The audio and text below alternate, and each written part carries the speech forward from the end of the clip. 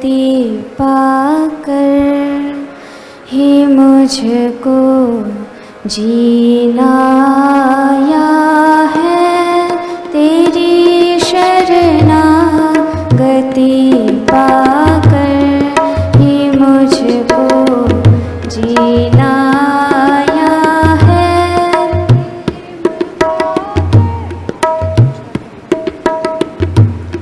प्रेम शरणागति पाकर ही मुझको जीना आया है।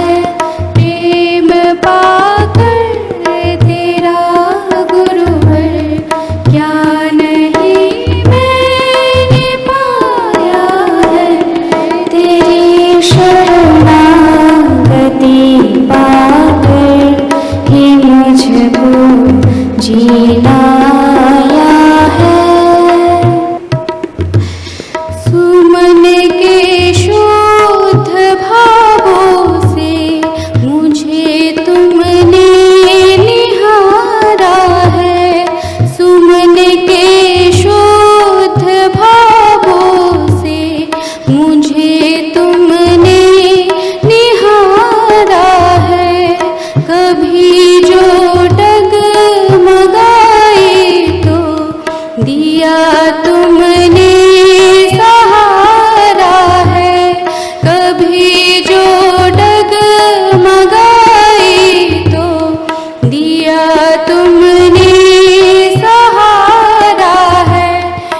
जग जंजाल के बंधन मन मोहिनी माया है। प्रेम पाकर तेरा गुरुवर क्या नहीं मैंने पाया है। तेरी शरणागति पाकर मुझको जीना आया है। तेरी शरणागति पाकर ही मुझको जीना आया है। प्रेम पाकर तेरा गुरुवर क्या नहीं मैंने पाया है। तेरी शरणागति पाकर ही मुझको जीना आया है। ये योग और अध्यात्म का मार्ग, और एक शब्द में कहें तो जीवन।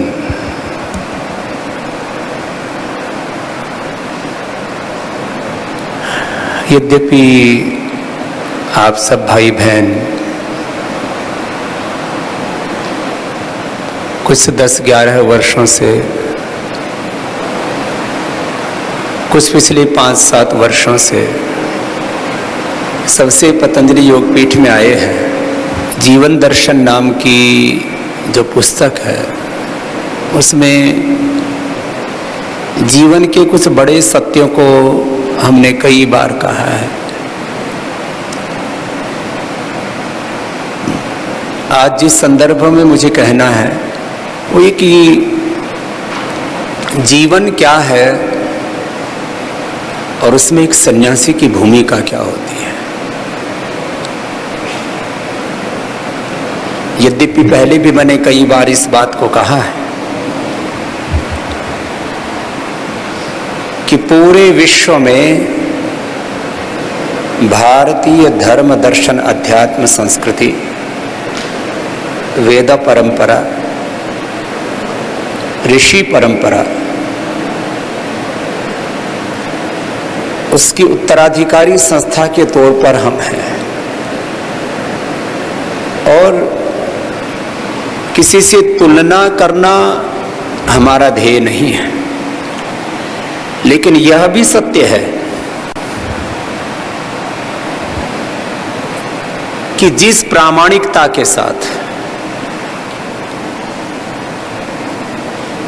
जिस पुरुषार्थ के साथ और शब्दांतर से कहें तो जिस समग्रता के साथ धर्म अध्यात्म और संस्कृति खाली एक भगवा वस्त्र नहीं है, इसमें केवल एक शास्त्र की परंपरा मात्र नहीं है कि हम वेद परंपरा को मानते हैं और हम वेद पढ़ते पढ़ाते हैं, हम दर्शन उपनिषद पढ़ते पढ़ाते हैं, व्याकरण शास्त्र और अपने जो भी ऋषियों की ज्ञान परंपरा है हम उसके संवाहक हैं। केवल मात्र शास्त्र परंपरा या ऋषियों के उत्तराधिकार को सुनिश्चित नहीं करती है। केवल मात्र साधुता, यद्यपि साधुता बहुत बड़ा शब्द है, साधुता का अर्थ धर्म का अर्थ या संस्कृति का अर्थ है जैसे शास्त्रों में लिखा है और कहीं सीधा सीधा नहीं भी लिखा है। तो जैसे एक आदर्श प्रामाणिक जीवन होना चाहिए वैयक्तिक तौर पर, यदि संसार में है तो पारिवारिक तौर पर, यदि संन्यास में है तो आध्यात्मिक तौर पर, सामाजिक तौर पर, आर्थिक तौर पर, राजनीतिक तौर पर, धार्मिक तौर पर, सांस्कृतिक तौर पर जैसा एक प्रामाणिक जीवन होना चाहिए जिसमें समग्रता के साथ जीवन के छोटे छोटे सत्यों का समावेश होता है। मैंने कई बार कहा जीवन छोटे छोटे घटकों से मिलकर के बनता है। जीवन क्या है? तो सबसे पहले तो जीवन को ही देख ले। What is our existence? ये नाखून से लेकर के, और नाखून के भी एक छोटे से सेल से लेकर के 7 ट्रिलियन सेल्स हैं हमारी बॉडी में।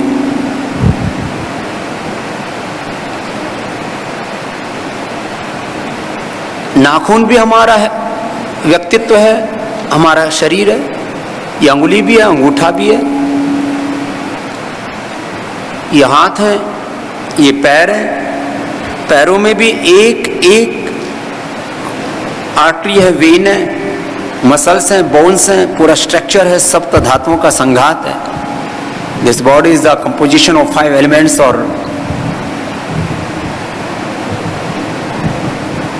सप्त धातु उसको भी शब्दांतर से अब मॉडर्न मेडिकल साइंस के रूप में मान रहे हैं। पंच कोशों का संघात है, घुटने भी हैं, कमर भी है, लीवर किडनी भी है, हार्ट भी है, ब्रेन भी है।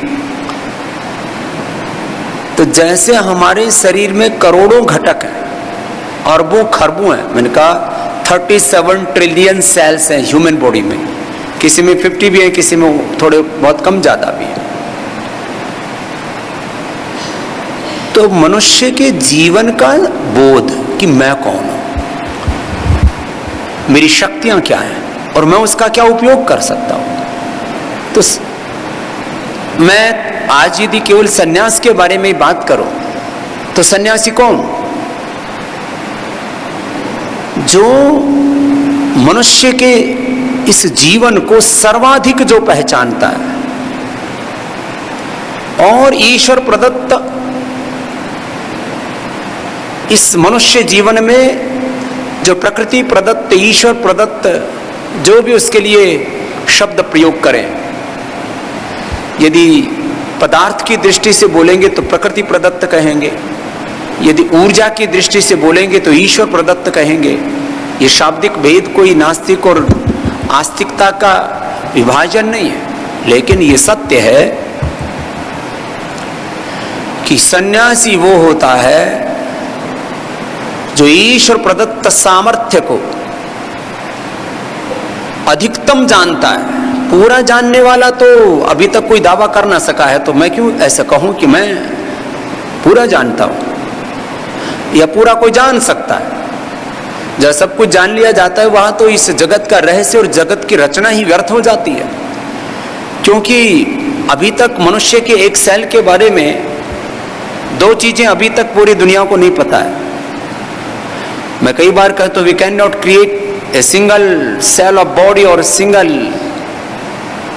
Atom of this universe, and we don't know about this cell, this atom or this pind or this universe completely.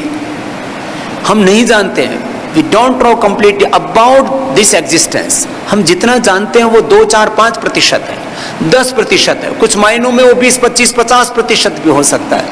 लेकिन सन्यासी वो होता है जो जीवन के सत्य को, जीवन के यथार्थ को, इसको और शब्द की दृष्टि से और गहरा कहें तो जीवन के दृष्ट और अदृष्ट सत्यों को, जीवन के रित और सत्यों को, जीवन के शाश्वत सत्यों को, तात्कालिक सत्यों को और सार्वकालिक सत्यों को जो अधिकतम जानता है, अधिकतम जानता है और अधिकतम उनका उपयोग करता है सही दिशा में, राइट डायरेक्शन में, वो सन्यासी है। इसलिए सन्यासी के संदर्भ में कुछ तो अपने राजनीतिक हितों के लिए, अपने आर्थिक हितों के लिए, कि उनके जो राजनीतिक उनकी मंशाएं हैं, बहुत से लोगों की राजनीतिक महत्वाकांक्षाएं हैं, उनका राजनीतिक एक साम्राज्य है, एक पॉलिटिकल कैपिटलिज्म है उनका। किसी को कोई राजनीतिक सामर्थ्य को चुनौती दे सकता है, किसी के आर्थिक सामर्थ्य को कोई चुनौती उसके लिए दिखता है, उसको संघर्ष दिखता है उसमें। किसी के राजनीतिक, आर्थिक, धार्मिक, वैचारिक, सांस्कृतिक, सैद्धांतिक साम्राज्य को कोई चुनौती देने वाला कह करके कोई सन्यासी के बारे में कोई व्याख्या करे तो वो भिन्न वार्ता है। लेकिन यदि वास्तव में सन्यासी का कोई यथार्थ रूप से चिंतन करे, जैसा मैंने उपनिषदों में पढ़ा है, जैसा मैंने वेदों में पढ़ा है, और सबसे बड़ी बात, जितना हम अतीत के बारे में, इतिहास के बारे में जानते हैं, तो जितना मैंने अपने पूर्वजों के जीवन को देखा है, महर्षि गौतम, खणाद, जैमिनी, पाणिनि, पतंजलि, एक सन्यास परंपरा में जीने वाले ऋषि ऋषिकाओं को और गृहस्थ परंपरा में भी जीने वाले भगवंतों को, अवतारी पुरुषों को, जिनको हम कहते हैं कि राम, कृष्ण, और अलग अलग, यदि हम सांप्रदायिक दृष्टि से भी उसको कहें, भगवान बुद्ध, भगवान महावीर से लेकर के गुरु नानक देव, गुरु गोविंद सिंह जी से लेकर के संत ज्ञानेश्वर, संत गाड़गी जी महाराज, टुकड़ो जी महाराज, भगवान वसवन्ना से लेकर के श्रीमंत गुरु माधव देव जी, गुरु शंकर देव जी से लेकर के आदि शंकराचार्य जी से लेकर के रामानुजाचार्य, रामानंदाचार्य, मध्वाचार्य आदि, जो अपने गुरुओं की, आचार्यों की एक, जो जितनी परंपराओं का हमें बोध है, सब महापुरुषों ने एक बात को विशेष रूप से कहा है कि साधु वो जिसने अपने शरीर को, अपने इंद्रियों को, अपने मन को, अपने विचारों को, अपने भावों को, अपने संवेदनाओं को साध लिया है। साधे का कौन? वह जो ईश्वर प्रदत्त सामर्थ्य को जानता है, उसका सही दिशा में उपयोग करता है, वो सन्यासी। और उस सन्यास का ये पतंजलि योगपीठ प्रतिनिधित्व करता है। और आने वाले 25-50 वर्षों में धर्म को कहीं से लोग जानेंगे। धर्म मैंने कई बार कहा है, धर्म को किताबों से पढ़ करके लोग जानते नहीं है। धर्म को पुस्तकों से, आदरपूर्वक उनको ग्रंथ कहें, उनको हम शास्त्र कहें, उनको हम वेद कहें, पुराण कहें, गीता कहें, कोई भी नाम दें, हम जो भी हम उनके संदर्भ में शब्द प्रयोग करते हैं। धर्म मात्र वह नहीं है जो किसी शास्त्र में, किसी ग्रंथ में, किसी वेद, पुराण, कुरान, गीता आदि में कहीं लिखा है। गुरुवाणी में, वेदवाणी में, बाइबल में, कुरान में जो लिखा है वो धर्म की एक अभिव्यक्ति हो सकती है, वो धर्म का संकेत हो सकता है, इंडिकेशन हो सकता है। धर्म वो है जो हम जीवन में जीते हैं। धर्म हमारे जीवन का आचरण है। और मैंने कई बार इस बात को कहा भी, समस्त मानवीय संवेदनाओं के बीच में, चाहे हम एग्रीकल्चर में हैं, हम इंडस्ट्री में हैं, हम हेल्थ में, एजुकेशन में हैं, रिसर्च में, जीवन के विभिन्न घटक, सर्विसेज में, हम कितने ही छोटे या बड़े उत्तरदायित्व का निर्वहन कर रहे हैं, ये सारे जीवन के विभिन्न घटक हैं। इन सब घटकों के बीच में जिसको हम धर्म कह रहे हैं, चाहे उसको अब या तो अभ्युदय श्रेयस सिद्धि धर्म कहो, या उसको श्रूयताम धर्म सर्वस्वम श्रुत्वा च अवधार्यतम आत्मनः प्रतिकूलानि परेशान समाचरित कहो, चाहे उसको धृति क्षमा दमोस्तेयम शौचम इंद्रिय निग्रह धीर विद्या सत्यम अक्रोध दशकम धर्म लक्षणम धारणा धर्म कहो, कुछ भी शब्द बोलो, शब्द की भिन्नता हो सकती है, तत्व की भिन्नता नहीं, पद सत्य की भिन्नता नहीं। हम धर्म को जीने वाले, जैसे भगवान राम के संदर्भ में कहा रामो विग्रहवान धर्म, हम धर्म के जीने वाले उसके प्रतिरूप हैं, प्रतिनिधि हैं। और उसमें भी संन्यास धर्म को, ऋषि धर्म को, वेद धर्म को समग्रता से जीने वाले। और ऐसे संस्था का प्रतिनिधित्व करते हुए एक बहुत बड़ा उत्तरदायित्व हम पर आता है। इसमें अब दो प्रश्न हैं। उस उत्तरदायित्व को हम या तो आंशिक रूप से निभा रहे हैं, या तो उसको थोड़ा निभा रहे हैं, या तो उसको हम आधा निभा रहे हैं, या तो हम उसको पूरा निभा रहे हैं। ये प्रतिशत कोई 1, 2, 5, 10, 20, 50% करके नहीं बोल रहा हूं। या तो हम थोड़ा निभा रहे हैं, या अधिकतम निभाने की कोशिश कर रहे हैं, या हम उसको पूरा निभाने की कोशिश कर रहे हैं, या पूरा निभा रहे हैं। इसका मतलब यह हुआ कि हम कम से कम वह तो नहीं कर रहे कि जो अधर्म है, जो पाप है, जो अशुभ है, जो अनीति है, जो अकर्तव्य है, वो हमें नहीं करना। इतना भी हमने किया तो धीरे धीरे हम धर्म के, अध्यात्म के सोपान चढ़ते जाएंगे, ज्ञान योग के, भक्ति योग के, कर्म योग के। उसको शाब्दिक प्रयोग में हम समाधि योग कहें, उसको साधन योग कहें, उसको विभूति योग कहें, उसको हम कैवल्य योग कहें, या शब्द प्रयोग से उसको हठ योग कहें, मंत्र योग कहें, कुंडलिनी योग कहें। मैं जिस सत्य का संकेत करना चाहता हूं उसमें भी फिर बहुत शाखाएं हैं उसकी। समाधि योग की सविचार समाधि, निर्विचार समाधि, सविकल्प समाधि, निर्विकल्प समाधि, सबीज समाधि, निर्बीज समाधि, और फिर उसके अवान्तर भेद है। श्रीमद् भगवद गीता में हम उसको आत्म संयम योग, विभूति योग, मोक्ष संन्यास योग, अलग गुण त्रय विभाग, श्रद्धेय त्रय विभाग योग से हम जीवन के या योग के तत्वों को प्राधान्य से समझने का प्रयास करते हैं। विश्व रूप दर्शन योग का इतनी भूमिका मैंने इस संदर्भ में कही है कि हम योग को जीने वाले हैं, अध्यात्म को जीने वाले हैं। चाहे हम उसको आंशिक रूप से जीना शुरू किया और अपना प्रयत्न उस दिशा में जारी है, और हम पूर्णता की ओर आगे बढ़ रहे हैं। अपूर्णताओं में जीने के लिए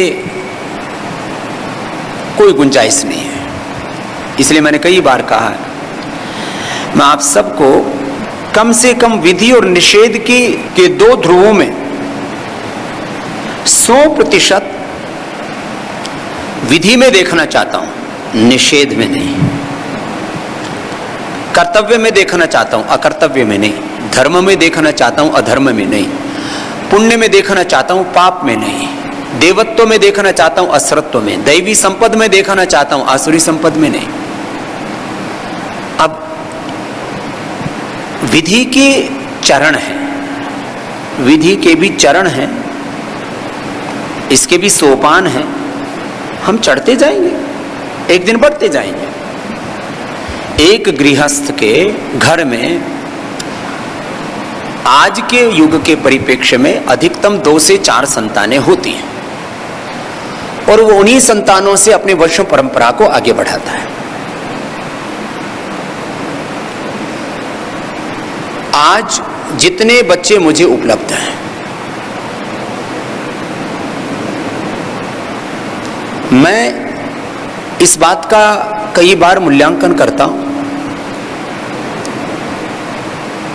क्योंकि हम 50 पार कर चुके हैं। कोई भी गृहस्थ हो या सन्यास हो, कोई भी परंपरा है, वो 50 के बाद कम से कम इस बात को बहुत प्रामाणिकता से सोचता है कि मैं जिस परंपरा का निर्वहन कर रहा हूं, उनके अपने छोटे छोटे कुलवंश हैं, खानदान है, और ऐसे ही युगों युगों से लोगों ने 500-500 साल, हजार साल अपने राजवंशों को संभाला है। अपने 500-500 पीढ़ियां हैं, मुझे पता है, मैं पूरे देश में घूमा हूं कि ये हमारी गद्दी के 500 अधिपति हैं। ऐसे गुरु गद्दी परंपरा भी है, हम इनके इतने वंशज। जैसे शंकराचार्य जी की वंश परंपरा में पूछेंगे तो कहेंगे हम इतने 100 वर्षों से, इतने हजार वर्षों से इस परंपरा का निर्वहन कर रहे हैं, ऐसे ऐसे बोलेंगे। राज परंपरा हो, ऋषि परंपरा हो, विद्या परंपरा हो,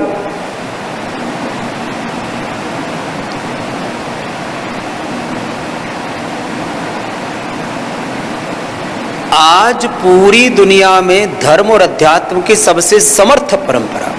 सामर्थ्य केवल अर्थ से मूल्यांकन नहीं किया जाता, सामर्थ्य का केवल तप से मूल्यांकन नहीं किया जाता, सामर्थ्य का केवल जनशक्ति से, धनशक्ति से, केवल जनबल से, धनबल से, आत्मबल से, ब्रह्म बल से, केवल एक बल से सामर्थ्य का मूल्यांकन नहीं होता। आज हम यहां अपने बलमुपास्व की परंपरा में सब प्रकार के बलों का, सामर्थ्यों का, क्योंकि सामर्थ्यहीन की कोई कीमत नहीं है दुनिया में।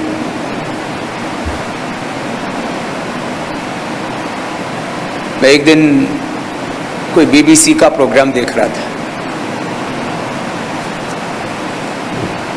एक दिन मैं न्यूयॉर्क टाइम्स को पढ़ रहा था, वॉल स्ट्रीट को पढ़ रहा था,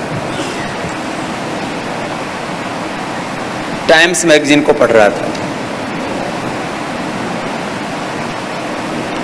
और भी कुछ बड़ी बड़ी पत्र पत्रिकाएं हैं पूरी दुनिया में, किस तरफ दुनिया जा रही है उसका मूल्यांकन करने वाले। तो उसमें बात आ रही थी भारत के पास में क्या पावर है, बार्गेनिंग पावर क्या है, या भारत किस हैसियत से बात कर सकता है दुनिया के सामने। तो उसमें कि भारत की सबसे पहले कहा जाता है उसकी आर्थिक हैसियत क्या है,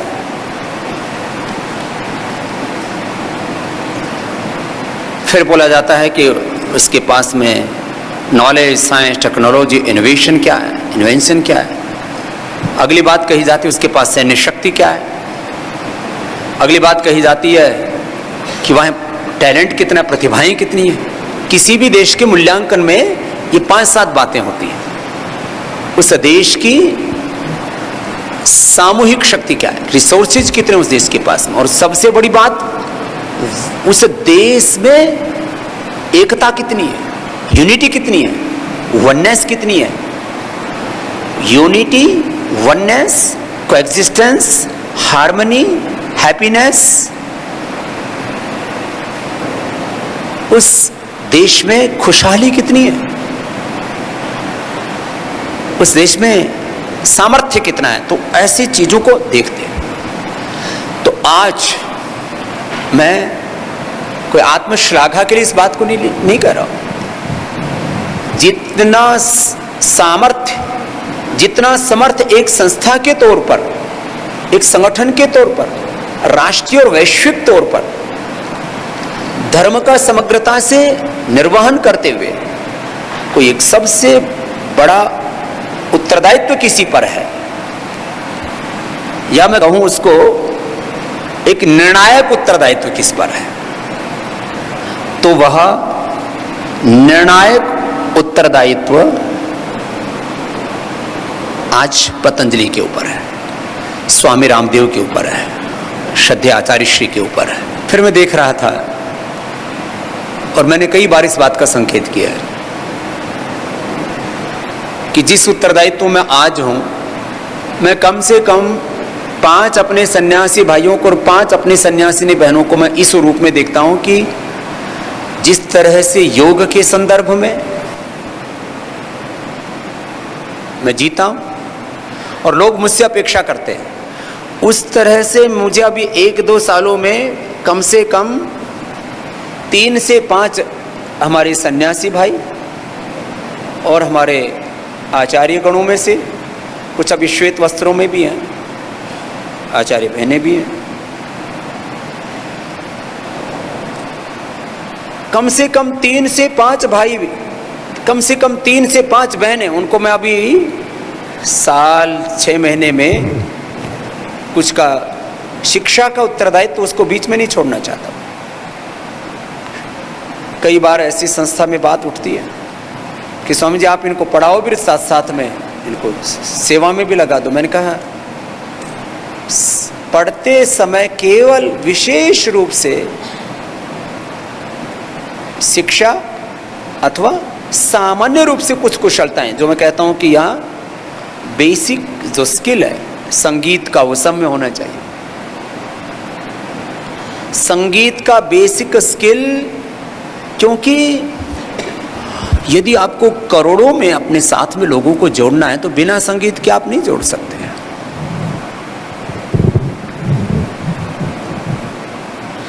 यद्यपि मैं संगीत में प्रशिक्षित व्यक्तित्व तो नहीं हूं, लेकिन मैं एक साधु की तरह गाता हूं तो करोड़ों लोगों के हृदय तक मेरे शब्द पहुंचते हैं, मेरी संवेदनाएं पहुंचती हैं। साधु में बेसिक स्किल ये होना चाहिए। आजकल स्किल एजुकेशन पर बहुत जोर है।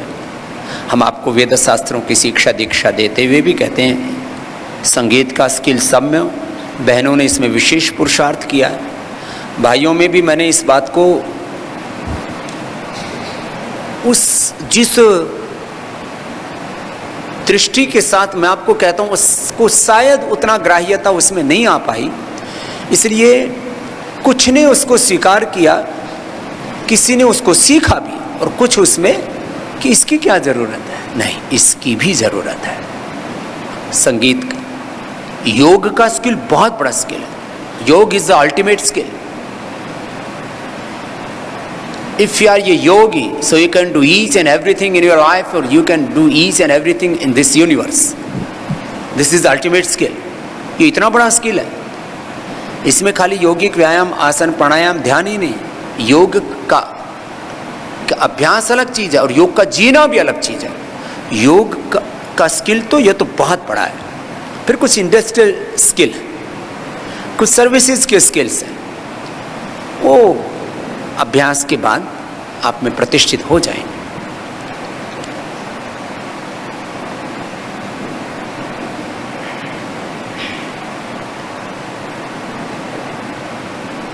ऐसे सन्यासी के रूप में हम आपको तैयार करना चाहते हैं। ये तो मैंने एक पक्ष कहा। जिसका प्रथम कोटि का सामर्थ्य होगा वो तो आपका कर्म बताएगा, आपका आचरण बताएगा। आपके शिक्षा दीक्षा पूरी होने के बाद जब आपको किसी उत्तरदायित्व में लगाया जाता है और किसी भी प्रक्रिया में निष्णात होने के लिए पूरे विश्व में 5 से 10 वर्ष न्यूनतम होते हैं। जो इंडस्ट्री हो, सेल्स एंड डिस्ट्रीब्यूशन हो, जो मार्केटिंग हो, मैन्युफैक्चरिंग हो, हेल्थ एजुकेशन हो, रिसर्च हो, पॉलिटिक्स हो, मिनिमम 5 to 10 ईयर्स। और किसी बड़े उत्तरदायित्व में जब किसी को सौंपा जाता है तो 20-30 ईयर्स का एक्सपीरियंस वो कहते चाहिए, तो आप इस उत्तरदायित्व को संभाल सकते हैं, नहीं तो बहुत बड़ा उथल पुथल हो सकता है। न जाने आप कैसे निर्णय ले लें। किसी भी उत्तरदायित्व में आपको अनुकूलता का भी सामना करना पड़ता है और उससे ज़्यादा प्रतिकूलताओं का सामना करना पड़ता है। इसलिए जब किसी बड़े उत्तरदायित्व में किसी को नियुक्त किया जाता है तो उससे ये नहीं पूछा जाता है कि आपके पास स्किल क्या है। वो पूरी स्किल तो है ना, आपका सारा एक्सपीरियंस, सारा बायोडेटा हमारे पास में, आपने क्या अचीव किया, ये भी नहीं बात ज़्यादा पूछी जाती है। पूछा ये जाता है आपके सामने जब चैलेंजेज आए, क्राइसिस आए, प्रॉब्लम्स आई, जब संकट, संघर्ष, चुनौतियाँ आई, आपने कैसे उन चुनौतियों से डील किया।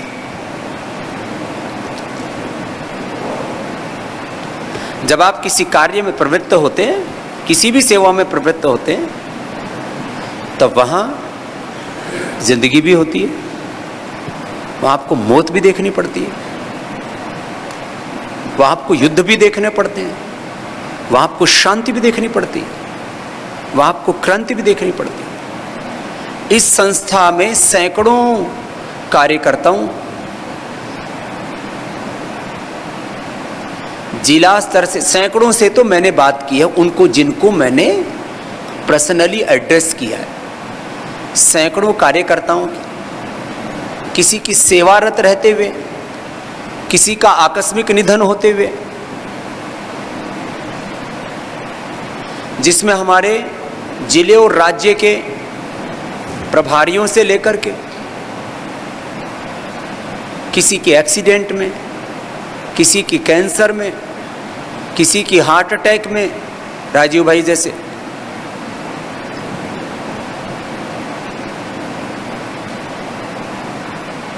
किसी की किसी दुर्घटना में,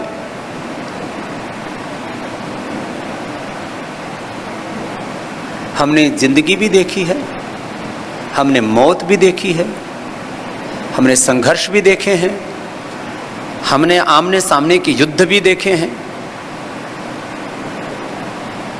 हमने लाभ भी देखा है। और लाभ केवल आर्थिक ही नहीं, कोई प्रकार से, और हानि भी, और कितने में आप लोगों से आज तक मैंने शेयर नहीं किया है। श्रद्धेय आचार्य श्री हम जानते हैं, क्योंकि उनको शेयर करने से कोई मतलब नहीं है। न्यूयॉर्क टाइम्स में पतंजलि के बारे में, स्वामी रामदेव के बारे में 18 पेज की स्टोरी छापी, तो 2-3 वर्ष पहले की बात है, 2-2.5 वर्ष हुए होंगे, कि दुनिया का सबसे शक्तिशाली एक सन्यासी, जबकि उस समय तक मार्केट कैपिटल की दृष्टि से देखें तो उतनी बड़ी ब्रांड इक्विटी नहीं थी 3 साल पहले। आज पतंजलि की, रुचि सोया और सारे इंस्टीट्यूशंस मिलाकर के जो हम कर रहे हैं और जो आगे करने के हमारे जो प्लान में है, लाखों करोड़ का साम्राज्य। तो मेरे से किसी ने कहा कि आपके शिष्य कल को संपत्ति को लेकर के इनमें संघर्ष तो नहीं होगा? मैंने कहा कतई नहीं होगा। बोले ये कैसे हो सकता है? तो दिस इज ह्यूमन नेचर, आप इसको कैसे नकार सकते हो? ये तो मनुष्य की प्रवृत्ति है कि वो जब साम्राज्य देखता है तो फिर उदाहरण दुनिया भर के अलग अलग प्रकार के आर्थिक, राजनीतिक, सामाजिक जो लोगों ने इतिहास में भूले कर रखे, बोले इतिहास तो सीखने के लिए होता है, तो सीख ले लो। आपके शिष्य यदि संपत्ति को लेकर के और किसी प्रकार से संघर्ष करने लगे हो तो कैसे बचोगे आप? मैंने कहा मेरा शिष्य हो ही नहीं सकता जो संपत्ति को लेकर के संघर्ष करेगा, क्योंकि सन्यास की तो पहली शर्त है उसको निष्काम होना है, अकाम होना है, अलोभ होना है। बोले आप शब्द कह रहे हो ऐसा, आप जी सकते हो इन सत्यों को, आपके शिष्य न जिएंगे तो? मैंने कहा मैं उनको अपना शिष्य स्वीकार ही नहीं करता। कोई एक पैरामीटर तो होता है ना, जैसे लैब में आप जाते हो तो वहाँ एक लिस्ट बनाई जाती है, हर एक केमिकल का एक इवेल्युएशन का तरीका होता है कि कोई जो केमिकल है उस केमिकल के कोई एक परिधि है ना कि ये है तो इसकी पहचान क्या है, तो उनके तौर तरीके, तो साधु की पहचान यहाँ से शुरू होती है। फिर भी किसी के मन में लालच आ गया तो क्या करेंगे? मैं उसको डिनाई कर दूंगा, ये मेरा शिष्य नहीं है। मेरा शिष्य है तो उसमें लोभ क्यों? जिसमें लोभ है वो मेरा शिष्य नहीं, जिसमें लालच है मेरा शिष्य नहीं, जिसमें काम है मेरा शिष्य नहीं, जिसमें क्रोध है मेरा शिष्य नहीं, जिसमें मोह है मेरा शिष्य नहीं, जिसमें अहंकार हो मेरा शिष्य नहीं। वो सन्यासी नहीं हो सकता। एक सन्यासी के अंदर इन तत्वों की उपस्थिति अनिवार्य होती है। ये सन्यासी के लक्षण है, ये सन्यास की मर्यादा है, ये सन्यास का धर्म है। मैं ये तो मानता हूं कि मेरे कुछ शिष्य प्रथम कोटि के होंगे। पहले तो मैं ये भी नहीं मानता था, ये पिछले मैं 10 सालों से मानने लगा हूँ। 40 साल तक मैं ये नहीं मानता था कि कोई दूसरी दर्जे का हो सकता है। श्रद्धेय आचार्य श्री यहाँ पर बैठे हैं, कई बार हम हम दोनों के बीच में इस संदर्भ में जब संवाद होता था तो मैं कहता था कि प्रत्येक मनुष्य में, और ये संवाद 10 वर्ष तो मैंने ज़्यादा बताया, कुछ वर्षों तक, ये 5 साल पहले तक भी होता रहता था। मैं कहता था सब में सब प्रकार का सामर्थ्य है, उसका बशर्ते वो उपयोग करे। मैं अभी भी यथार्थता के आधार पर सत्य हूं, लेकिन अनुभूति के आधार पर, व्यवहार के आधार पर पूरा सच नहीं है। एक होता है यथार्थता, एक होता है उसका व्यवहार। यथार्थता तो ये है, सारी दुनिया का विज्ञान इस बात से सहमत है कि प्रकृति ने या परमेश्वर ने, कुछ प्रकृतिवादी हैं, कुछ ईश्वरवादी हैं, यथार्थवादी कहो, कुछ ईश्वरवादी कहो, कुछ प्रकृतिवादी हैं, कुछ ईश्वरवादी हैं। सब लेकिन एक बात को मानते हैं कि सबके भीतर एक जैसा सामर्थ्य है, ये मानते हैं सब। लेकिन अगली बात यहां आ जाती है कि व्यक्ति अपनी प्रतिभाओं को सब जागृत नहीं कर पाते, उसको उपयोग में नहीं ला पाते, वह सब पुरुषार्थ नहीं कर पाते। यहां भेद आ जाता है। इसलिए मैंने इस भेद को अनुभव कहो, ठोकर कहो, या उसको व्यवहार कहो, शब्द प्रयोग है। मैंने अनुभव से ठोकरें खा करके अथवा व्यवहार में मैं प्रत्यक्ष देख रहा हूं, 1000 बार मैं उस बात को कह रहा हूं और वो पूरी घटित नहीं हो रही है, तो मैं इस बात को अब मानता हूं, स्वीकार करता हूं कि 3 तरह का सामर्थ्य है। प्रथम कोटि का सामर्थ्य, द्वितीय कोटि का सामर्थ्य और तृतीय कोटि का सामर्थ्य। प्रथम श्रेणी का सामर्थ्य यह है, आज मैं भोर में योग सत्र में भी कह रहा था, कि एक बार भी हम अशुभ का आदर ना करें, ये प्रथम कोटि का सामर्थ्य है। और मैंने आपको कई बार इस बात को कहा है, और किसी के भीतर कोई हीन ग्रंथि पैदा करने के लिए नहीं कहा है। एक बार भी हम गिरे नहीं, कितनी आगे बढ़े वो अलग बात है। मैंने कहा ना, ये विधि और निषेध की एक लाइन है, कर्तव्य अकर्तव्य की, धर्माधर्म की, पाप पुण्य की, शुभ अशुभ की एक लाइन है। मैंने पापों की तरफ पग नहीं धरा, मैं पुण्यों की तरफ कितना आगे बढ़ा वो अलग हो सकता है, मैं उसको प्रथम कोटि का ही गिनता हूं। जिसने कभी भी पापों की तरफ पग नहीं धरा वो प्रथम कोटि का। आज जिस स्तर पर पतंजलि है, श्रद्धेय आचार्य श्री हैं, स्वामी रामदेव बैठा है जहां, यदि मैंने कोई पाप, कोई गुनाह, कोई अपराध, कोई क्राइम किया होता, क्राइम एक बहुत बड़ा शब्द है, तो मैं एक दिन भी यहां नहीं टिक सकता था, सिंगल डे। एक दिन तो बहुत बड़ा होता है, 1 घंटा भी बहुत बड़ा हो सकता है, 1 मिनट यहां नहीं टिक सकता था। और इसलिए मैं कहता हूं, मैं आपको ऐसा देखना चाहता हूं, और आप अभी ऐसे ही हैं। मैंने कई बार आपको कहा है, मेरे आप सभी बालक अभी तक पूर्ण निर्दोष हैं। ये बहुत बड़ी बात है।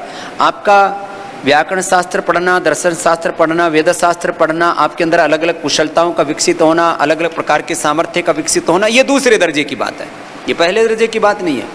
पहले दर्जे की बात है, अभी तक आप प्रथम कोटि में हैं, क्योंकि आपने पापों की तरफ पग नहीं धरा। पुण्य की तरफ कितने कदम आगे बढ़े हैं, कितनी कुशलताएं अर्जित की हैं आपने, कितने आपके अचीवमेंट्स हैं। देखो, कुशलता अलग चीज है, उपलब्धि अलग चीज है। Achievement is totally different, skill is totally different, knowledge is totally different. What is your contribution, this is totally different. Contribution आपका कम हो सकता है, ये आपके कम हो सकते हैं। आपकी कुशलताएं, आपकी उपलब्धियां, आपका कंट्रीब्यूशन, वो तो वक्त के साथ बढ़ता है ना। आज से 28 साल पहले हमारा क्या कंट्रीब्यूशन था? कुछ नहीं था। हम एक आपसे भी साधारण ब्रह्मचारी थे, आपसे भी कम कुशलता वाले। मुझसे आप लोगों में श्रद्धेय आचार्य सहित मैं कह रहा हूं, हम अपने से यदि आपकी तुलना करते हैं, हमसे आप में कम से कम 10 गुना ज्यादा स्किल है। आप में हमसे कम 10 गुना ज्यादा आपकी उपलब्धियां हैं। विद्या अध्ययन काल में हमारी 3 ही उपलब्धियां थी, मैं यदि कहूं तो। एक, हमने अष्टाध्यायी पढ़ ली थी,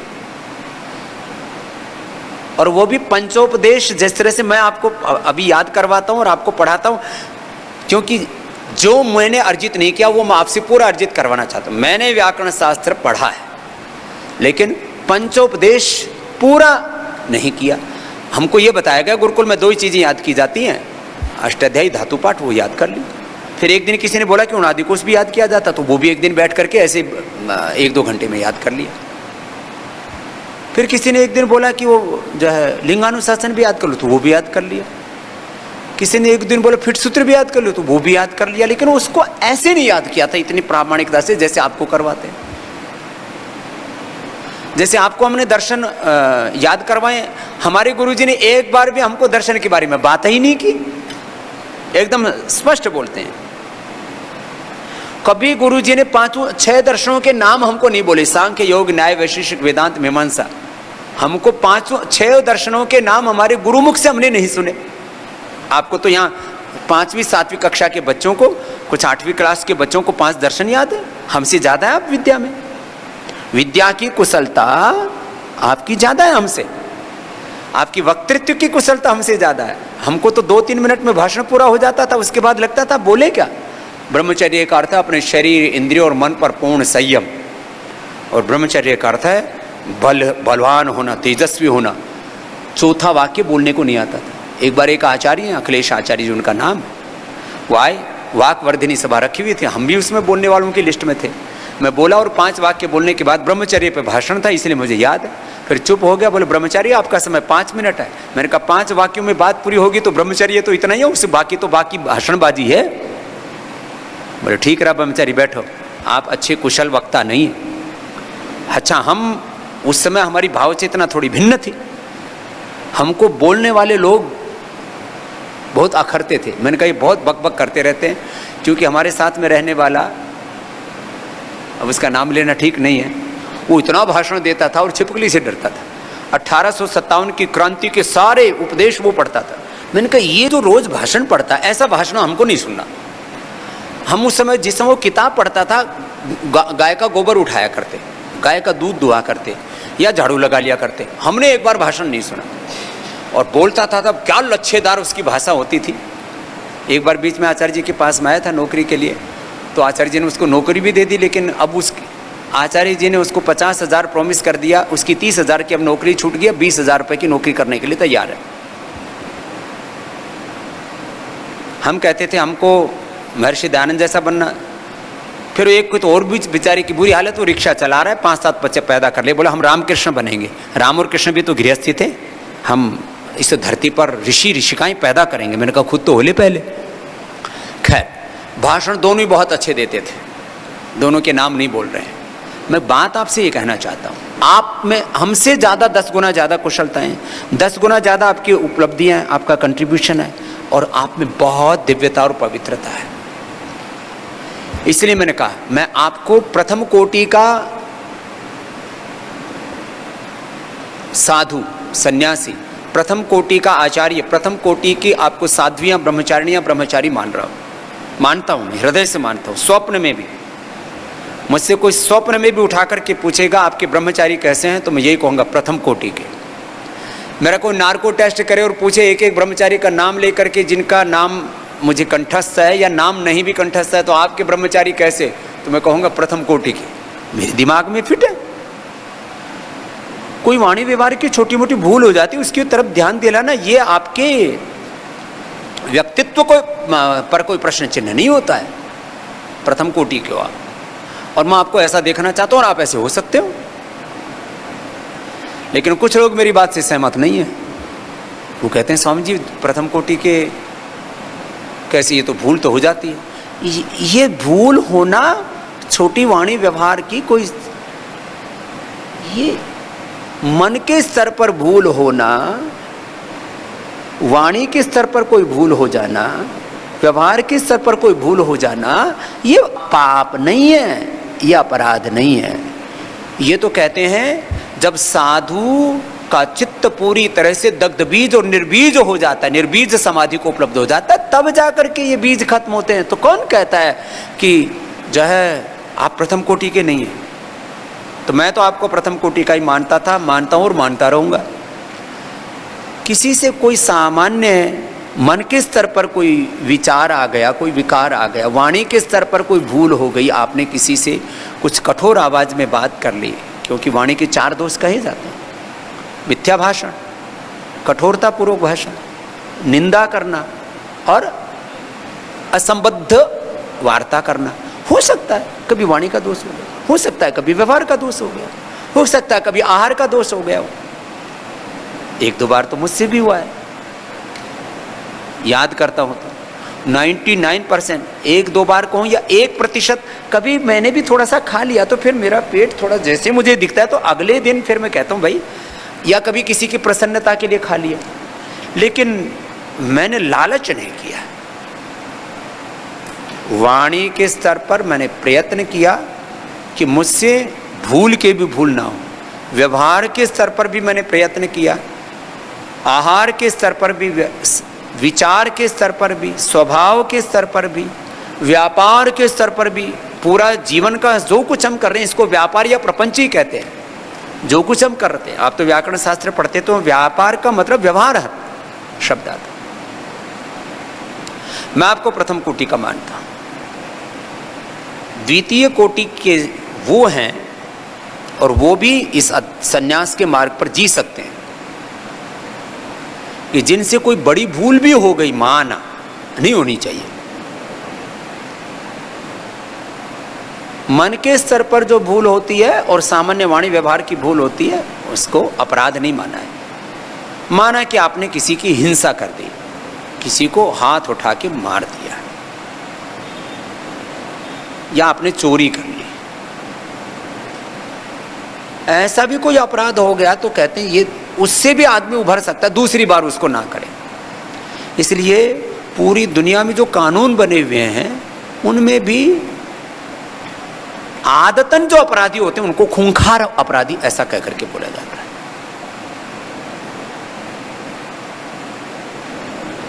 खूंखार अपराधी तो अपने यहां कोई है ही नहीं। किसी से भूल भी हो गई तो सुधार कर लो, तीसरी बार ना हो।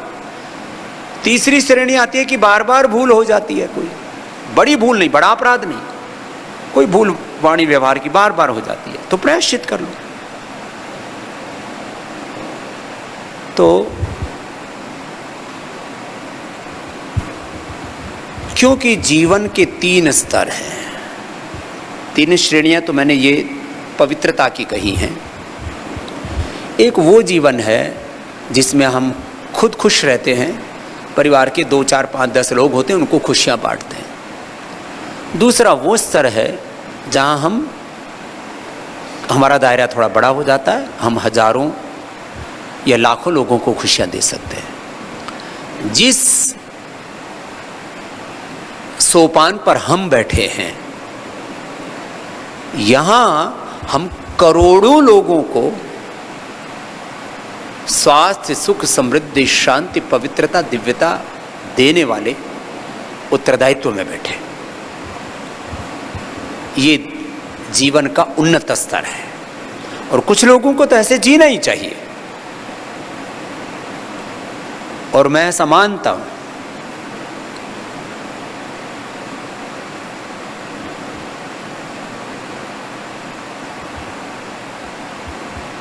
कम ज्यादा कुशलताओं के साथ साधुता 100%, साधुता में कोई कमी नहीं,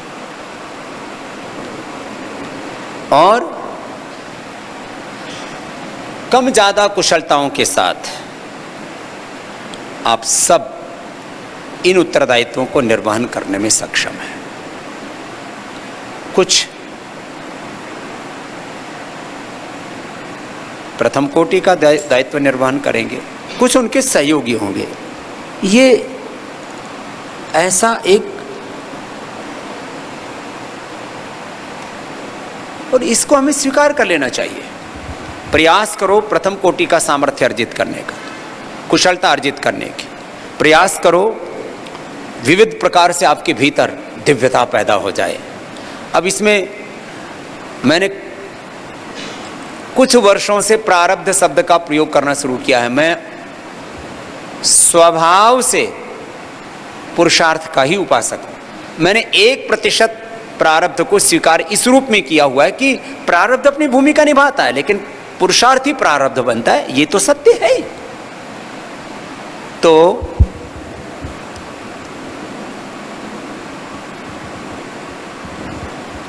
मैं आपसे यही अपेक्षा करता हूं कि आपसे भूल के भी कोई भूल नहीं होनी चाहिए, और उसमें बड़ी भूल तो कतई नहीं होनी चाहिए।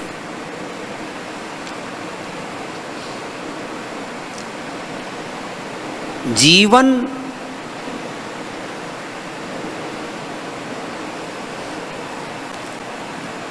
दो विपरीत ध्रुवों के बीच, ये दूसरा विषय है। जीवन दो विपरीत ध्रुवों के बीच में जलती हुई एक रोशनी है, एक प्रकाश है, एक प्रेरणा है, एक चरैवेती की साधना है। दो विपरीत ध्रुवों के बीच में, उसको शालीन शब्दों में कहो या बहुत ऊंचे शब्दों में कहो तो निवृत्ति और प्रवृत्ति, योग और कर्मयोग, प्रार्थना और पुरुषार्थ। थोड़ा उसको वीरता की भाषा में बोलो तो पराक्रम और वीरता के साथ विनय, शांति और क्रांति, योग और युद्ध, और कठोर भाषा में बोलो तो इसमें तो ये प्रवाह रहेगा। और मैंने इसको बचपन से देखा है, बचपन से नहीं कोख से देखा है। जब मां के पेट में था तब से मैंने लात और गुस्से देखे हैं। क्या फर्क पड़ता है इनसे? मैं आपके भीतर, मैंने कहा ये दो ध्रुवों के बीच में और दो विपरीत ध्रुवों के बीच में ये जो जीवन की जो रोशनी है, जो जीवन का प्रकाश है, इसको मैं किसी भी कीमत पर, प्रकाश को बुझने की तो बात दूर की बात रही, मैं इसको एक क्षण के लिए भी, इस लो को, जैसे श्रीमद् भगवद गीता में तुमने कहा, पढ़ा है ना, निर्वात स्थान पर जैसे दीप रखा हुआ था। क्या है श्लोक बेटियों? यथा दीपो निवातस्थो नेंगति न, और अगला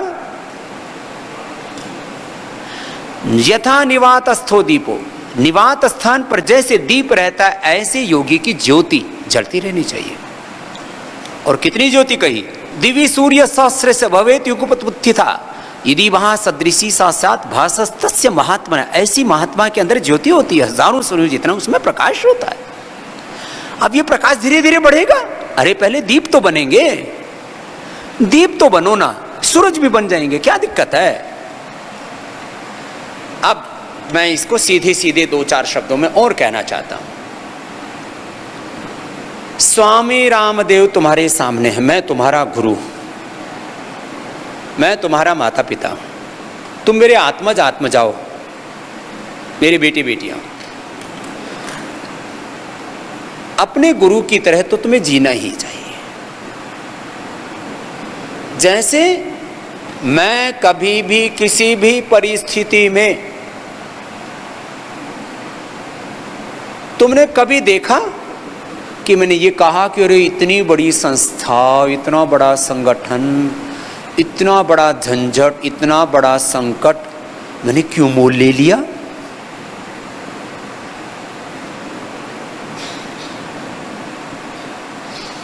मुझे अभी तक दो प्रश्नों का उत्तर नहीं मिला। आज तुम दे सको तो बहुत अच्छी बात है। जितने भी भारत में सन्यासी हैं, खास करके अपने जैनों की बात छोड़ दो, जैनों की बात नहीं कर रहा हूँ, बुद्धों की बात नहीं कर रहा हूँ अभी, उनको मीन्स वो भी हमारे अपने ही हैं, लेकिन अभी संदर्भ में संप्रदाय परंपरा कहो तो जैन परंपरा और बुद्ध परंपरा को छोड़ करके, और उसमें भी पट्ट शिष्यों की बात करें तो वहाँ पर भी ये बात लागू है। यहाँ पर भी हमारे जो हम जिसको हम सनातन परंपरा आदि बोलते हैं, यहाँ पर भी कुंभ में 100, 200, 500, 1000 को दीक्षा देना अलग बात है। उनके पट्ट शिष्य माने जिनको कहते हैं कि ये मेरे उत्तराधिकारी हैं, ये मेरी धर्म ध्वजा के ध्वजवाहक हैं, ये जैसा मैं जी रहा हूं वैसे ये जिएंगे। ऐसा कहने वाला मैंने एक भी सन्यासी ऐसा नहीं देखा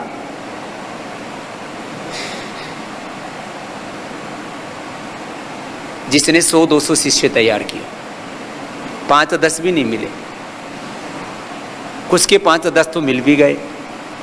तो फिर उसमें विद्या, वैदुष्य और जिस तरह से हम आपको अलग अलग प्रकार की दिव्यताओं के साथ विकसित कर रहे हैं वैसा। एक उससे भी गहरी बात, एक तो मैंने फिर एक तो मैंने पूछा कि भाई ये शिष्य तुम बनाते क्यों नहीं? बोले जी हमको डर लगता है कि कहीं शिष्यों से अपयश ना हो जाए। ये कोई 100-200 या जैसे मैं कहता हूं तो 1000 प्रामाणिक सन्यासी हों तो पूरे विश्व का मंगल हो सकता है, वो एक अलग बात है। लेकिन फिर भी आज हम इतनी बड़ी संख्या में तो हैं यहाँ, और वह भी प्रामाणिक सन्यासी, मैं शब्द प्रयोग कर रहा हूं, प्रामाणिक सन्यासी। ऐसा सारा देश रहता है इस बात। तो फिर दूसरों ने उत्तर दिया कि कहीं अपयश ना हो जाए, कहीं शिष्यों में संघर्ष ना हो जाए।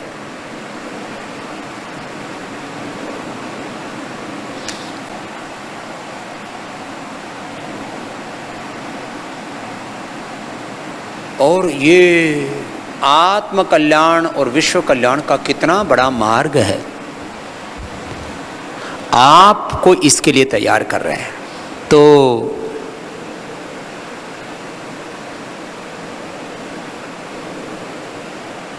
इसमें मैं अभी इतनी सी बात कह रहा हूं अभी तो कि आपको 2-3 बातें तो तय कर लेनी चाहिए। एक तो अपने मार्ग के संदर्भ में एक बार भी संशय नहीं आना चाहिए, ये बड़ी बात है। अपने मार्ग के संदर्भ में, अपने गुरु के संदर्भ में, अपने बड़ों के संदर्भ में,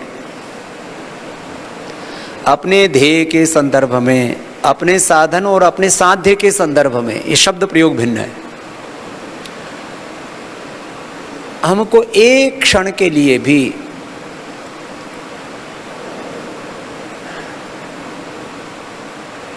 कोई भ्रांति नहीं रहनी चाहिए। एक बात,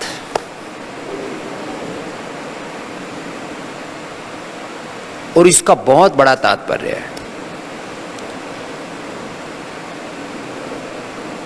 एक क्षण के लिए भी, और मैंने ये संशय नहीं रखा। श्रद्धेय आचार्य श्री मुझे लगभग 35 वर्षों से इस संदर्भ में जानते हैं, और जन्म से लेकर के आज तक जो मुझे जानते हैं वो सब, उनमें से सैकड़ों लोग जिंदा हैं इस धरती पर अभी, जिसमें कुछ की उम्र 60, 70, 80 साल की हो गई है, कुछ की उम्र अभी 50, 60 साल की है, जो मुझे बचपन से जानते हैं। मैंने एक बार भी अपने ध्येय के बारे में, अपने साधन, अपने साध्य के बारे में एक बार भी मैंने कोई भ्रांति अपने चित्त में नहीं आने दी। एक बार भी, एक बार भी भ्रांति नहीं आने दी।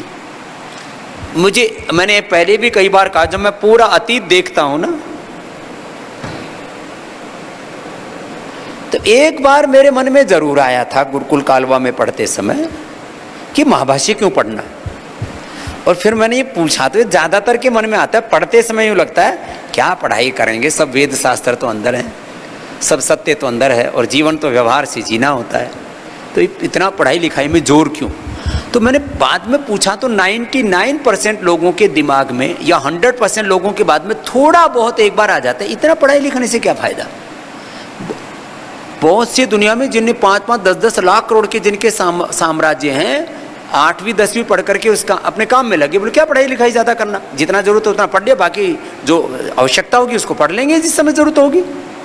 लेकिन मेरे मन में एक बार आया, मैंने गुरुजी से कहा, गुरुजी पढ़ लिख के क्या करना। मैंने वो मनोविज्ञान शिव संकल्प पुस्तक पढ़ी थी आत्मानंद जी की, एक बार आपको भी बताया था, और वो मेरे मन में बैठ गए कि सारा वेद शास्त्र तो सब भीतर है, तो बाहर के पढ़ने से क्या लाभ। तो मैंने गुरुजी से बोला, गुरुजी क्या पढ़ाई से क्या लाभ है, तो आप मुझे तो हिमालय जाने के लिए अनुमति दे दो। बोले बेटा पहले पढ़ ले, बाद में फिर भीतर वाले भी पढ़ लेना, इतनी कौन सी जल्दी है। उसके बाद हमने उसको छोड़ दिया। 1-2 बार मई जून के महीने में, कुछ गर्मी के महीने में मेरे दिमाग में ऐसा आता था कि कुछ सूझता नहीं था, कुछ सूझता नहीं था, थोड़ी देर के लिए ऐसे ब्लैंक जैसा हो जाता था, लेकिन फिर भी गलत नहीं बात आती थी, ब्लैंक हो जाता था।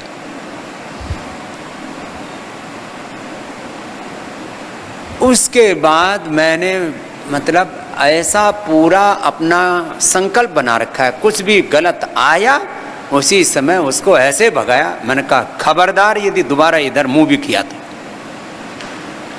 मैं कई बार तुमसे बोलता हूं, परोपे ही कि मैं सस्तानी नहीं भाई, जाओ भाई, तुम्हारे लिए मेरे भीतर जगह। मैं आप बच्चों को ऐसे देखना चाहता हूं, इसमें कोई मैं भेद नहीं करता। देखो सन्यास में भी ये परंपरा, बेटियों को सन्यास देना बहुत जोखिम भरा मानते हैं सन्यासियों के लिए। मैंने वो रिस्क उठाया, उसके कई जोखिम मानते हैं।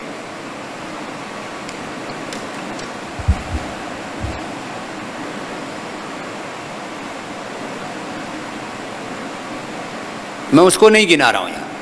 मैंने कहा मैंने जब समान दृष्टि रखी है स्त्री पुरुष के प्रति, शरीर भेद मैंने नहीं रखा, जाति भेद मैंने नहीं रखा, जब मैंने लिंग भेद, जाति भेद, संप्रदाय भेद, भाषा भेद, किसी भी प्रकार का भेद भाव मैंने रखा ही नहीं, तो मैं इसकी भी जो भी चुनौतियाँ होंगी मैं स्वीकार करता हूँ, लेकिन मैं इस सत्य को जीऊँगा, प्रामाणिकता से जीऊँगा।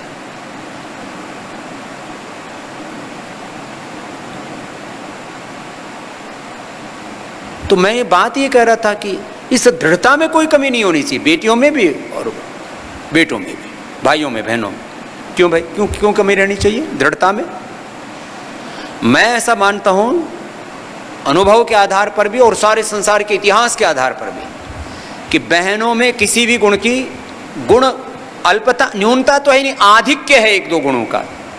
आधिक्य है प्रेम का, आधिक्य है करुणा का, आधिक्य है सहनशीलता का, आधिक्य है संवेदनशीलता का। वो बस एक ही बात है कि वो कहीं रॉन्ग डायरेक्शन में न जाए। वो तो रॉन्ग डायरेक्शन में तो भाई भी जा सकते हैं। तो मैं आप सब भाई बहनों को इस मामले में बिना किसी भेदभाव के पूर्ण दृढ़ देखना चाहता हूं कि अपने गुरु को लेके, अपने संस्था को लेके, अपने संगठन को लेके, अपने बड़ों को लेकर के, अपने गंतव्य को लेकर के एक क्षण के लिए भी अपने मन में अन्यथा भाव नहीं आना चाहिए।